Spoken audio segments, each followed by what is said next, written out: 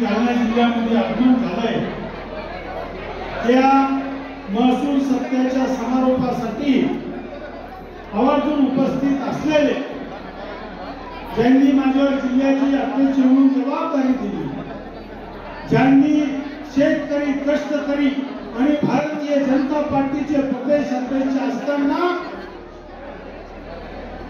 किती सदस्य केले तर आज 1.5 कोटी सदस्य करणारा भारतीय जनता पार्टीचा पहिला महाराष्ट्राचा पक्ष असं त्यांच्या नेतृत्वामध्ये केलं की आदरणीय महसूल मंत्री आदरणीय बावनकुळे साहेबांसाठी टाळा वाजवायचा जोर. त्यांचं मी या मतदारसंघामध्ये मनापासून या मतदारसंघाचा आमदार म्हणून जिल्ह्याचा अध्यक्ष म्हणून मी त्यांचं स्वागत करतो. व्यासपीठावर उपस्थित असलेले या जिल्ह्याचे माजी पालकमंत्री आदरणीय आमदार परतूर मंडळ विधानसभेचे गौरवजी लोणीकर साहेब, दुसरे माजी मंत्री जालना शहराचे आमदार आदरणीय अर्जुनभाऊ खोतकर साहेब, माझे सहकारी आदरणीय भोकरगंज जाफराबाद विधानसभेचे आमदार आदरणीय संतोष पाटील दानवे साहेब, या डिव्हिजनल कमिशनर आदरणीय पापलकर साहेब, जिल्ह्याचे जिल्हाधिकारी नितन मॅडम, विनू मॅडम, आमचे मित्र एसपी बन्सल साहेब, माझे आमदार आदरणीय विलासराव आणि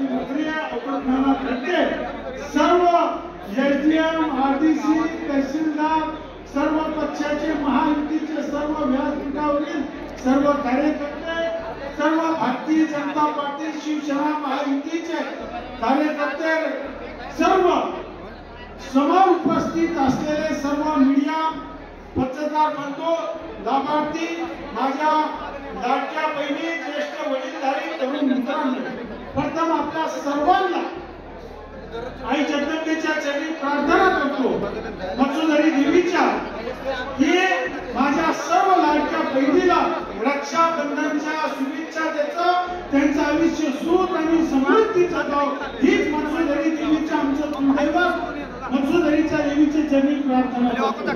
खरं म्हणजे मी आदरणीय मंत्री महोदयाला फोन केला की साहेब मला महसूल सप्त्याचा समारोह करायचं, कारण की आपण धाराशिव येतात बीड मार्गे येऊ लागले, नांदूर मार्गे जालन्यात लागला, तर त्यांनी एका क्षणाचा हे विचार न करता आपल्याला वेळ दिला. मी आदरणीय प्रशासनाने सर्व आमच्या एसडीएम असतात, तहसीलदार असतात, ऍडिशनल कलेक्टर मॅडम असतात, कलेक्टर मॅडम असतील, या सर्वांनी मला सहकार्य केलं आणि आपण सांगितलं की आज मला मंत्री महोदयांनी वेळ दिली आणि तो महसूलचा सप्त्याचा समारोह तुम्ही राज्याचा म्हणा का जिल्ह्याचा म्हणा, पण आदरणीय महसूल मंत्री येत आहे, आपण तयारी केली. आदरणीय मंत्री महोदय आपल्याला सांगितलं आपण जो विधानसभेच्या अधिवेशनाच्या काळामध्ये जे निर्णय तुम्ही घेतला, माझा गरीबातला गरीब असेल जो घरापासून वंचित राहत होता, 40-40, 50-50 वर्षापासून ज्या घरकुलासाठी ज्यांच्या जमिनी नावावर होत नव्हत्या, दायरा नसन, गावठाण नसन, 2011 पूर्वीचं जे अतिक्रमण धारक होते त्यांच्यावर 500 स्क्वेअर पासून ते 1500 स्क्वेअर पर्यंत नावावर करण्याचा निर्णय तुम्ही घेतला. मी तुमच्या मतदारसंघाचा आमदार म्हणून, जिल्ह्याचे अध्यक्ष म्हणून तुमच्या मनापासून अभिनंदन करतो, धन्यवाद देतो.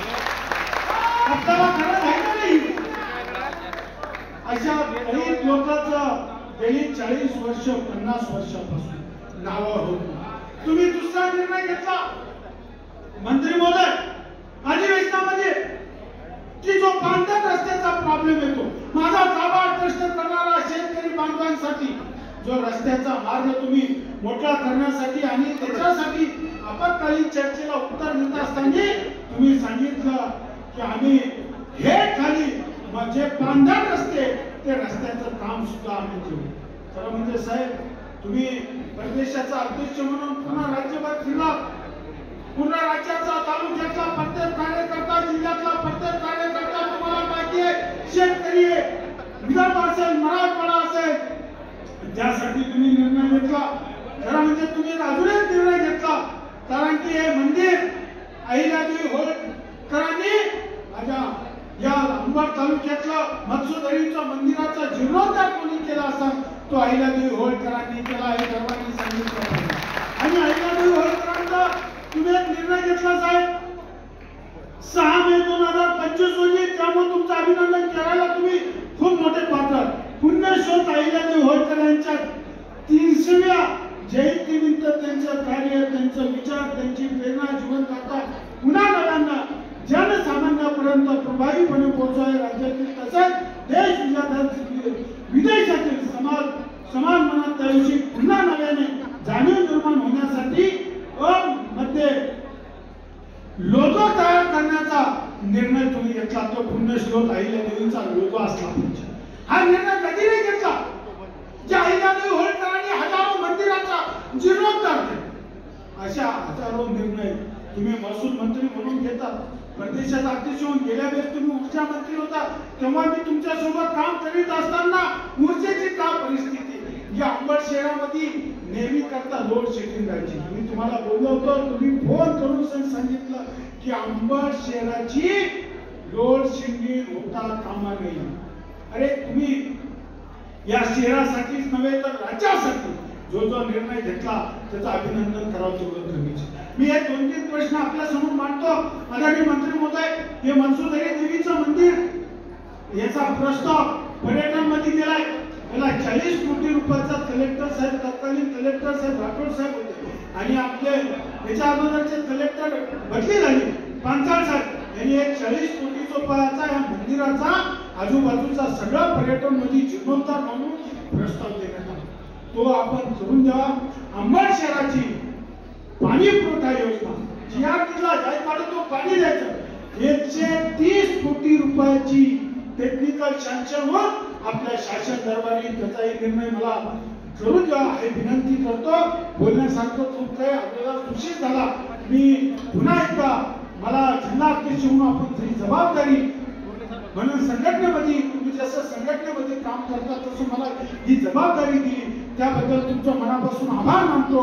आणि पुन्हा एकदा सांगतो साहेब, छोटासा कार्यकर्ता म्हणून या विधानसभेमध्ये तुम्ही कोणत्याही निधी कमी पडून देत नाही हे भाग्य समजतो. आणि पुन्हा एकदा आपल्या मनाचे मी या मतदारसंघाचा आमदार म्हणून, जिल्ह्याचा अध्यक्ष म्हणून मी तुमच्या मनापासून अभिनंदन करतो. तुम्ही वेळ दिला त्याबद्दल आपल्या सर्वांचे आभार. मी व्यासपीठावर सर्व प्रशासन माझ्या खांद्याला खांदा लावून काम केलंय त्याबद्दल मी सर्वांचे आभार. आपण सर्वजण आलात त्याबद्दल तुमचे आभार मानतो. यानंतर कोणी बोलणार नाही, मंत्री बोलणार आहे त्याच्यानंतर भारत माता की पवनकुळे साहब तुम आगे बढ़ो, देवा भाऊ तुम आगे बढ़ो. धन्यवाद. जय हिंद, जय महाराष्ट्र, जय. धन्यवाद साहेब. धन्यवाद साहेब.